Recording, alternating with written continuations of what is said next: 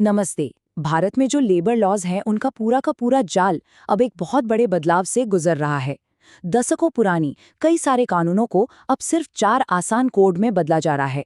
ये बदलाव देश के लाखों कर्मचारियों और कंपनियों दोनों के लिए सब कुछ बदलने वाले हैं। तो चलिए समझते हैं कि इसका हम सब पर क्या असर पड़ेगा। तो आज हम क्या क्या समझने वाले हैं। सबसे पहले इन नए श्रम नियमों की बुनियाद को देखेंगे। फिर हम समझेंगे कि वेतन या वेजेस की परिभाषा कैसे बदल रही है और इसका हमारी सैलरी पर क्या असर होगा। इसके बाद हम जानेंगे कि निष्पक्ष वेतन, सैलरी कटौती और बोनस के नए नियम क्या हैं। और आखिर में हम सामाजिक सुरक्षा के बढ़ते दायरे पर भी नजर डालेंगे।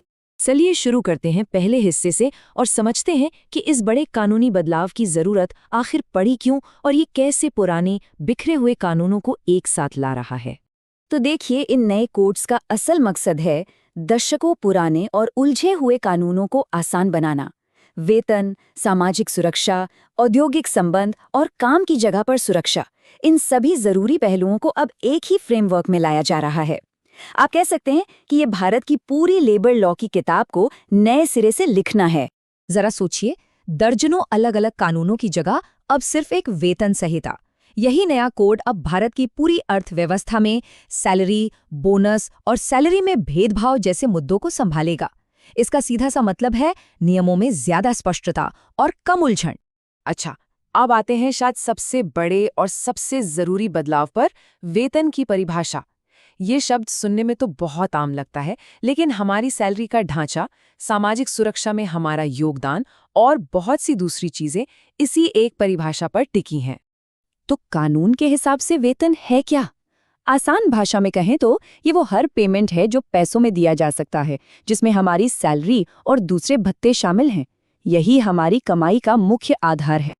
तो चलिए देखते हैं इसमें क्या क्या आता है। 3 चीजें तो पक्की हैं, हमारी बेसिक सैलरी, महंगाई भत्ता और रिटेनिंग अलाउंस, जो कुछ कर्मचारियों को कंपनी में बनाए रखने के लिए दिया जाता है।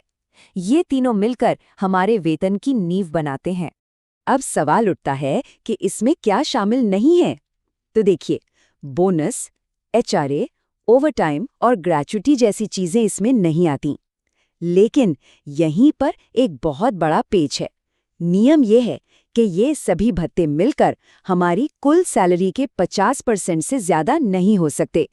अगर ऐसा होता है तो जो भी एक्स्ट्रा रकम होगी उसे हमारे मूल वेतन का ही हिस्सा मान लिया जाएगा। आगे बढ़ते हैं और बात करते हैं 2 बहुत ही जरूरी अधिकारों की, जिन्हें ये कोड सुरक्षित करता है। एक, न्यूनतम वेतन का अधिकार और दूसरा, समान काम के लिए समान वेतन का अधिकार। ये लाइन बहुत मजबूत है। ये कोड साफ साफ कहता है कि एक जैसे काम के लिए जेंडर के आधार पर सैलरी में कोई भी भेदभाव नहीं किया जा सकता। मतलब अगर काम एक जैसा है तो सैलरी भी एक जैसी ही होगी, चाहे कर्मचारी कोई भी हो। तो ये मिनिमम वेज तय कैसे होता है? इसकी पूरी प्रक्रिया को भी अब पारदर्शी बनाया गया है। सरकार एक कमेटी बनाती है जिसमें कर्मचारी और कंपनी दोनों के प्रतिनिधि शामिल होते हैं। यहाँ तक कि आम जनता से भी सुझाव मांगे जा सकते हैं। और सबसे जरूरी बात, हर 5 साल में इस न्यूनतम वेतन की समीक्षा करना अब अनिवार्य है। ठीक है, अब जरा प्रैक्टिकल बातों पर आते हैं। सैलरी मिलने के दिन यानी पेडे पर नए नियम क्या कहते हैं कि सैलरी कब मिलनी चाहिए, उसमें से क्या काटा जा सकता है और बोनस के लिए कौन योग्य है।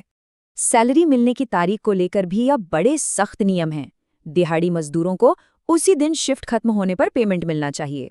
जो हफ्ते के हिसाब से काम करते हैं उन्हें हफ्ते के आखिरी दिन, और जिनकी महीने की सैलरी है उन्हें अगले महीने की 7 तारीख तक पेमेंट मिल ही जाना चाहिए। और ये एक बहुत बहुत जरूरी नियम है जो हमारी टेक होम सैलरी को बचाता है। अब किसी भी महीने हमारी सैलरी से कुल कटौती 50% से ज्यादा नहीं हो सकती। ये नियम ये पक्का करता है कि हमारे हाथ में कम से कम आधी सैलरी तो जरूर आए। बोनस को लेकर भी अब एक तरह की गारंटी है। जो भी कर्मचारी योग्य हैं उन्हें उनकी सालाना सैलरी का कम से कम 8.33% या फिर 100 रुपए, जो भी ज्यादा हो, बोनस के तौर पर मिलेगा ही मिलेगा। ये एक ऐसा फायदा है जिससे अब कानून का सहारा मिल गया है। चलिए अब इस चर्चा को थोड़ा और बड़ा करते हैं और बात करते हैं सामाजिक सुरक्षा की, और देखते हैं कि ये सुधार सभी तरह के वर्कर्स के लिए एक सुरक्षा कवच कैसे बनाने की कोशिश कर रहे हैं। तो ये जो सोशल सिक्योरिटी कोड है, इसका एक ही बड़ा मकसद है मौजूदा कानूनों को एक साथ लाना और पारंपरिक नौकरी से बाहर यानी असंगठित क्षेत्र के श्रमिकों को भी सुरक्षा देना। ये परिभाषा सुनने में भले ही टेक्निकल लगे, पर ये बहुत बहुत जरूरी है। कानून में एग्रीगेटर यानी ऑनलाइन प्लेटफॉर्म को परिभाषित करके पहली बार उन लाखों लोगों को मान्यता दी गई है जो ऐप आधारित सेवाओं के लिए काम करते हैं। ये उन तक सामाजिक सुरक्षा के लाभ पहुंचाने की दिशा में एक बड़ा और जरूरी कदम है। तो ये नए लेबर कोड्स भारत में काम करने के पूरे तरीके में एक बहुत बड़ा एक ऐतिहासिक बदलाव लाने की कोशिश कर रहे हैं। लेकिन असली सवाल अब भी वही है, क्या ये कानून भारत के विशाल और लगातार बदलते वर्कफोर्स को सच में एक मजबूत सुरक्षा दे पाएंगे? इसका जवाब तो हमें आने वाला वक्त ही देगा।